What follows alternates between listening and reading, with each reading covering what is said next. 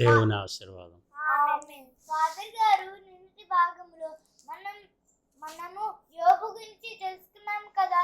ఇవాటి భాగంలో మనం ఏం తెలుసుకోబోతున్నాం? మాకు చాలా కుతూహలంగా ఉంది.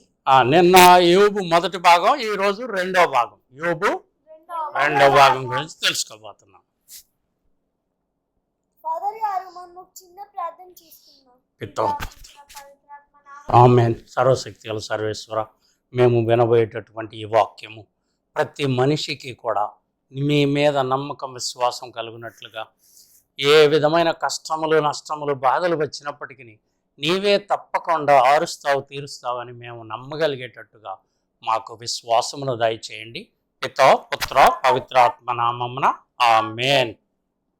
యోబు మానవ జీవితాన్ని ఎలా వర్ణిస్తాడు? యుద్ధంలో సిపాయిని బలవంతంగా నెడితే ఎలా యుద్ధంలో పాల్గొంటాడో అలా ఉన్నది మానవ జీవితం అని ఇతను యోబు జీవితాన్ని గురించి వర్ణిస్తూ ఉంటాడు. ఇతను చెప్తాడు, అయ్యా నేను వ్రణముల చేత నా శరీరం అంతా పుండుపడిపోయి నేను నిద్రపట్టక ఇటుపొర్లి అటుపొర్లి రాత్రి అనక పగలనక నిన్నే స్తుతిస్తున్నాను. ఇంకా నా దగ్గర ఓపిక ఏమన్నది, నన్ను ఇంకా ఎంతకాలం పరీక్షిస్తావు? మరి నన్ను పరీక్షించడానికి నేనేమన్నా సముద్రమా? అంతటి సముద్రం అంతటోని కాదు.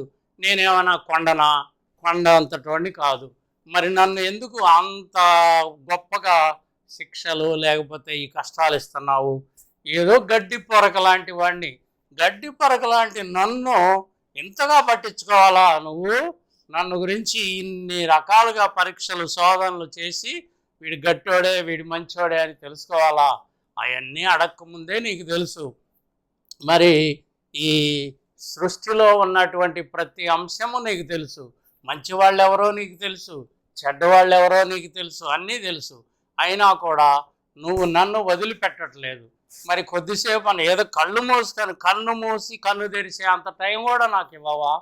నన్ను ఎందుకయ్యా ఇలా రాచి రంపాన పెడుతున్నావు? నాకే ఈ కష్టాలు పంపిస్తున్నావు అని యోబు జీవితం యొక్క పరమరహస్యాన్ని, ఈ బాధలు ఎందుకు వస్తాయి, నేనేమి తప్పు చేయలేదు, నా తప్పులు మన్నించవా, నేనేమన్నా చేయరాని నేరాలు చేశానా, ఎటువంటి నేరస్తుని నేను అని చెప్పి దేవునితో మానవ జీవితంలో ఒక మానవుడు ఎలా దేవునితో చెప్పుకుంటాడో, ఆ కష్ట నష్టాలు దుఃఖపు దురితాలు ఎలా దేవుడితో ఆ విధంగా మొరపెట్టుకుంటాడో, అలా ప్రార్థనలో మానవ జీవితము చాలా దుర్బలమైనటువంటిది, ఒక గడ్డి పరక లాంటిది.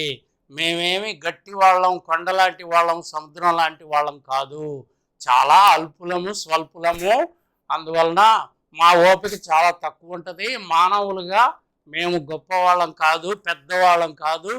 అందుకని మా కష్టాలు కూడా కొద్దిగా ఇవ్వు స్వామి, నీ లెక్క ప్రకారం నన్ను నడిపించు, నీ దాసుణ్ణి నీ సేవకుణ్ణి నన్ను అనుగ్రహించు అని ప్రార్థన చేస్తాడు.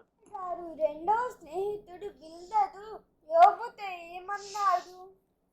యోబు యొక్క రెండవ స్నేహితుడు బిల్దదు ఇది డోసు కొంచెం పెంచాడు. కొద్దిగా డోసు పెంచుతా వస్తున్నారు. ఏంటి, నువ్వు ఏదో తప్పు చేశావు, లేదా నీ కొడుకులు అంత ధర్మాత్ములు పుణ్యాత్ములేం కాదు, వాళ్ళేదో తప్పు చేసి ఉంటారు, దేవుడు తప్పు చేసిన వాళ్ళని శిక్షిస్తాడు, దేవుడు న్యాయవంతుడు, దేవుని శిక్షలు న్యాయంగానే ఉంటాయి, నువ్వే ఏదో పొరపాటు పడ్డావు, అందువలన నువ్వు గొప్పలు చెప్పుకోవద్దు దేవుడి ముందు, నువ్వు దీనత్వంతో వినయ విధేయతలతో ఉండు, దేవుని వైపు తిరుగు, మంచి వాళ్ళకి మంచే చేస్తాడు, చెడ్డవాళ్ళకి చెడ్డే చేస్తాడు.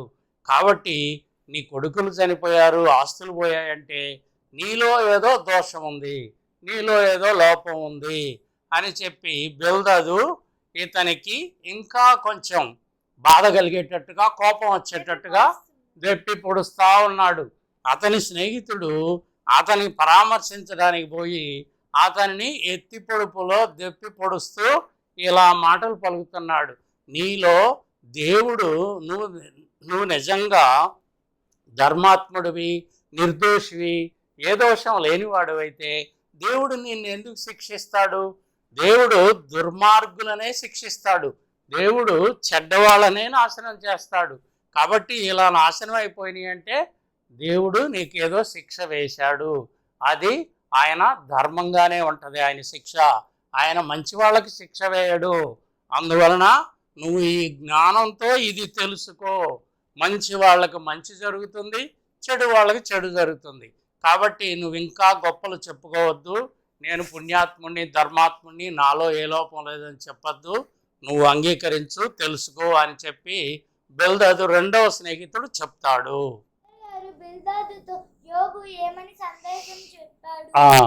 బిల్దాదు కొంచెం డోసు పెంచి అతన్ని నువ్వేదో నేరం చేసి ఉంటావు, అందుకే దేవుడు శిక్ష చేశాడని చెప్పాడు. ఇప్పుడు యోబు చెప్తున్నాడు. ఇక యోబు జవాబు చెప్పడం మొదలు పెడతాడు. ఇది చాలా భక్తిని కలిగిస్తాయి. ఇది మంచి ధర్మ జీవితం, పుణ్య జీవితం జీవించాలనుకునే వాళ్ళకి దేవుడి ఈ వాక్యాలు బాగుంటాయి. మొట్టమొదట ఇతను అంటాడు, మనం దేవుణ్ణి నేను ఇప్పుడు ఏం తప్పు చేశాను, ఆయన పొరపాటును కదిలించామనుకో, ఆయన 1000 ప్రశ్నలు అడుగుతాడు. 1000 ప్రశ్నలు నేను జవాబు చెప్పగలనా? నేను జవాబు చెప్పలేను. నేను నీతిమంతుడిని అని చెప్పి దేవుడు నీతితో నా నీతిని కొలవలేను. ఆయన మహాకార్యాలు చేస్తాడు, అద్భుతాలు చేస్తాడు, ఎన్నో గొప్ప గొప్ప కార్యాలు చేస్తాడు. మరి చెడ్డవాళ్ళకి వాళ్ళ స్థానం ఏదో చూపిస్తాడు, మంచి వాళ్ళని సింహాసనాలు ఎక్కిస్తాడు, రాజులని దించాలంటే దించుతాడు, పైకెత్తాలంటే ఎత్తుతాడు. ఆయన జ్ఞానము ఈ సృష్టి ఎలా జరిగింది, ఆకాశము, భూమి, కొండలు, సముద్రము, జంతువులు, చరాచరములు ఇవన్నీ ఎలా చేశాడు ఆయన జ్ఞానము. ఈ భూమి మరి ఆకాశానికి మరి పాతాళానికి మధ్యలో వేలాడుతుంది గోళం అంటే అది దేవుని యొక్క మహాజ్ఞానము. ఆయన జ్ఞానముతో నేను ఎంత మాత్రం కూడా సరిపోను. కాబట్టి నా వల్ల కాదు, నేను దేవుడి వైపుకే ఈ జవాబులు చెప్పమని ఆయన వైపుకే తిరుగుతాను. నాలో ఏదైనా లోపం ఉంటే అది కడిగివేయి, నాలో తప్పులుంటే మన్నించు అని చెప్పి నేను మీరు చెప్పే మాటల కంటే, మీరు చెప్పే మాటల్లో నాకు ఓర్పు లేదు, మీరు చెప్పే మాటల్లో నన్నే నిందిస్తున్నారు, కానీ నా దేవుడు నన్ను నిందించడు. నా కష్టాలు ఇప్పటికే ఎక్కువైపోయాయి అయ్యా, ఇకనైనా నా యందు దయ చూపి నా వైపు చూడు అని చెప్పి యోబు ఇక దేవుడు సృష్టికర్తే జ్ఞాని, మహాజ్ఞాని, విజ్ఞానము. ప్రతి మనిషి కూడా ఎన్ని ఇలాంటి అర్థం కానటువంటి ఈ గజిబిజిగా ఉన్న ప్రపంచంలో దేవుడి వైపు తిరిగితే ఆయన జ్ఞానం ఇస్తాడు, ఆయన తెలివితేటలు ఇస్తాడు. అప్పుడు వినయ విధేయతలతో దేవుని ముందు భక్తితో ముకుళిత హస్తాలతో చక్కగా ప్రార్థన చేస్తాము అని చెప్తాడు. యోబు మూడో స్నేహితుడు సోఫర్ యోబుతో ఏమని అంటాడు? ఇలా అంటాడు, నువ్వేం పెద్దగా అరిసి మేమేదో మెత్తగా మాటలు చెబుతుంటే స్నేహితులుగా నువ్వేమో పెద్దగా అరిసి కోపంతో మరి పెద్దగా అరిసి చెప్పినంత మాత్రాన నువ్వు చెప్పేవన్నీ సత్యాలు అయిపోతాయా? దేవుడే సత్యం నాయన, నువ్వేం సత్యం కాదు, తెలుసుకో. ఆ దేవుడు ఈ సృష్టిని ఎలా చేశాడో, భూమి, ఆకాశము, నక్షత్రాలు ఇవన్నీ చక్కగా ఉండేటట్టు చేశాడో ఆ దేవుడికే తెలుసు. కాబట్టి చెడ్డవాళ్ళు ఏదైనా చెడు చేస్తే దేవుడు వాళ్ళను వినాశం కలిగేటట్టు చేస్తారు. ఇప్పుడు ఒక చెట్టు ఎండిపోద్ది, ఒక పురుగుబడి చెట్టు ఎండిపోద్ది. ఎందువలన అంటే మనం చెప్పలేము. కానీ దేవుడు మానవ జీవితాల్లో కూడా కొన్ని తప్పులు చేసినప్పుడు కూడా శిక్షించవచ్చు, తప్పులు చేయకుండా కూడా వాళ్ళు ఇలా జబ్బును పడి మరణించవచ్చు. ఏదేమైనా కూడా నువ్వు బుద్ధి తెచ్చుకొని ఇక ప్రగల్భాలు పలకకుండా మేమేం మగవాళ్ళం కాదు, మాకు కూడా మాటలొచ్చు అని ఈ సోఫరు నువ్వు దేవుడి వైపు తిరుగు, ఇక నన్ను మన్నించమని వేడుకో, నువ్వు గొప్పలు చెప్పడం మానుకో. ఇక ఇలాగా ఇతను చెప్పి ఇతని మనసు బుద్ధి దేవుడి వైపు తిరిగేటట్టుగా చేస్తాడు. ఎంత చక్కగా ఉంటుందో వింటే, ఆ వాక్యాలు చదువుకుంటే చాలా అద్భుతంగా ఈ కష్టాల నుండి ఈ సోఫరు స్నేహితుడు ఇతని మనసు హృదయాన్ని ఈ కష్టాల మీద కాకుండా దేవుడి వైపుకు తిప్పుతాడు. అది చాలా బాగా ఉంటుంది అన్నమాట. గారు యోబు సోఫర్కి ఏమని సమాధానం చెప్పాడు?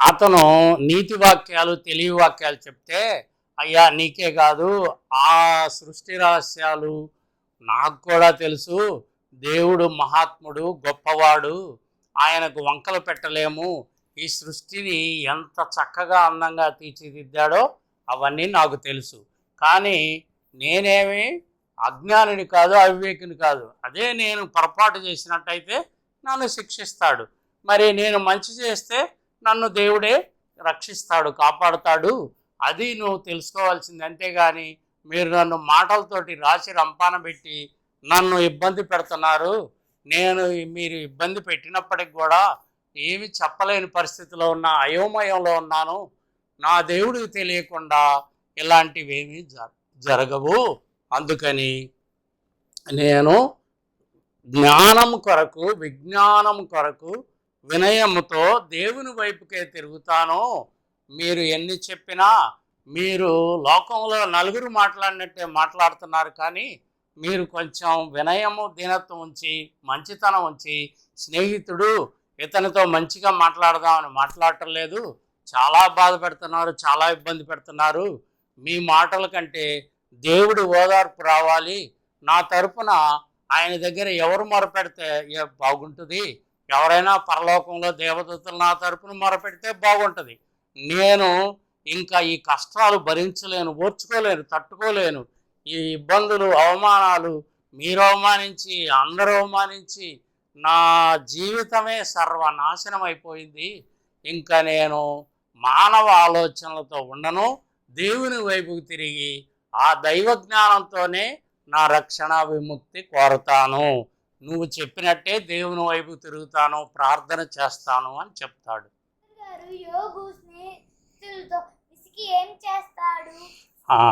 ఈ స్నేహితులు అవమానించడము, స్నేహితులు బాగా ఇబ్బంది పెట్టడం చూసి ఇంకా మీతోటి నాకు లాభం లేదు, మీ దగ్గర నాకు న్యాయం జరగదు, మీరు నాకు సరైన మార్గం చూపించట్లేదు, సలహా చెప్పట్లేదు, ఇక నేను డైరెక్ట్గా దేవుడితోటే మాట్లాడతాను, నాకు కొంచెమైనా న్యాయం జరుగుతుంది, కొంచెమైనా ఉపశమనం కలుగుతుంది, నేను సాధారణమైన ఒక వ్యక్తినే తప్ప సముద్రం అంత పెద్దవాడిని కాదు, రెల్లు గడ్డి లాంటి వాడిని, చిన్నవాడిని, వినయ విధేయతలతో దేవుడి వైపు తిరిగి దేవుడికే విన్నవిస్తాను, ప్రార్థన చేస్తాను, నేను దేవుడు మోయలేనంత తప్పులేం చేశాను, మరి నేను చేసిన తప్పులు ఏమైనా చిన్నప్పుడు చిన్నపిల్లల్లా ఉన్నప్పుడు ఎప్పుడో నేను చేసినవన్నీ ఇప్పుడు గుర్తుపెట్టుకోవాలా, అవన్నీ లేకుండా మర్చిపోయి నన్ను కరుణించి ఇప్పుడు నన్ను జ్ఞాపకం చేసుకో, నన్ను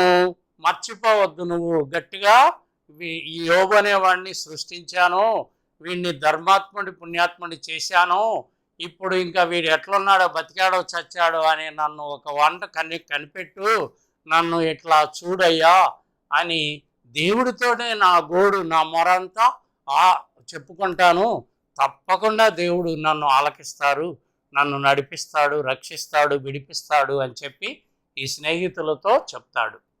బిల్దదు యోబుతో అసలు ఏమని అంటాడు? మేమేమో మగవాళ్ళం కాదు, మేమేం పిచ్చోళ్ళం కాదు, మాకు అన్నీ తెలుసు, నువ్వు ఇష్టం వచ్చినట్టు మాట్లాడుతున్నావు, గబగబా తెలివితేటలు ఉపయోగించి, నువ్వు అంత గొప్పవాడేం కాదు, పుణ్యాత్ముడు కాదు, దేవుడే గొప్పవాడు, ఆయన వైపు తిరగాలి, ఇలాంటి ఆ మాటలు అనేటటువంటివి నువ్వు ఏదో చెప్తున్నావే తప్ప దాంట్లో సత్యం లేదు, ఆ సత్యమే దేవుడు, నువ్వు నేను నిరపరాధిని నిర్దోషిని అంటున్నావు, మరి నిర్దోష అయితే ఇవన్నీ ఎంత వినాశం ఎందుకు జరుగుతుంది, కాబట్టి నువ్వేదో చేశావు అంటాడు. కానీ యోబేమో ఏమంటాడు, అయ్యా మీ వల్ల నాకు సహాయం కంటే ద్రోహమే ఎక్కువ జరుగుతుంది, నాకు న్యాయం చేసేవాళ్ళు లేరు, నా తరపున మాట్లాడేవాళ్ళు లేరు అని యోబు చెబుతాడు. అప్పుడు స్నేహితులందరూ కూడా సరేనయ్యా నీ ఇష్టము, నువ్వు ఎప్పటికీ తెలుసుకో, మూర్ఖుడివి, చెడ్డవాళ్లే నాశనం అవుతారు తప్ప మంచివాళ్ళు నాశనం కారు అని చెప్పి అంటాడు. నీతి ఏంటంటే మన స్నేహితులు ఇరుగు పొరుగు వాళ్ళు ఎప్పుడైనా మనల్ని ద్వేషించవచ్చు, దూషించవచ్చు, కానీ దేవుడు మాత్రము ఎప్పుడు ప్రేమతో చేరదీస్తాడు. మనం పొరపాటు పడ్డా, విఫలమైన, సఫలమైన, అన్ని సమయాల్లో, కష్టాల్లో, దుఃఖాల్లో, సుఖాల్లో, అన్ని వేళలా దేవుడే మనలను ఆదరించేవాడు, చేరదీసేవాడు, రక్షించేవాడు అని తెలుసుకోవాలి. ఫాదర్ గారు చివరిగా ఒక చిన్న ప్రార్థన చేసుకుందామా? పితా పుత్ర పవిత్రాత్మ నామమున సర్వశక్తిగల సర్వేశ్వర, ఈ వాక్యము ద్వారా మాలో ఉన్న లోక సంబంధమైన ఆలోచనలు, ఆశలు ఆ స్నేహితుల్లాగా కాకుండా మేము యోబు వలె భక్తితో, విశ్వాసముతో, మా కష్ట సమయంలో భక్తి లేనప్పుడు, ప్రార్థన చేయలేనప్పుడు, నీ వైపుకు తిరగలేనప్పుడు మేము నీ యొక్క సహాయంతో ఆ ప్రార్థన చక్కగా నీకు నచ్చే విధంగా, మెచ్చే విధంగా, మేము జీవించే విధంగా యోబులాగున మేము నేర్చుకునేటటువంటి భాగ్యము ఈ వాక్యము వినేటటువంటి వాళ్ళందరికీ కూడా ఇది ఒక గొప్ప చక్కని మార్గచూపరిగా మానవులందరూ కూడా యోబు ద్వారా రక్షణ భాగ్యము, దేవుని మీద నమ్మకం ఉంచడం ద్వారా సమస్త పాపాలు పరిహారం అవుతాయి, ఎప్పటికీ కూడా శిక్షింపబడరు, రక్షింపబడతారు అనేది మేము నేర్చుకుంటున్నాం స్వామి. ఆమెన్. పితా పుత్ర పవిత్రాత్మ నామమున ఆమెన్. ఫాదర్ గారు మీకు ధన్యవాదాలు. ఈ కథను మాకు తెలిపినందుకు ధన్యవాదాలు. God bless you.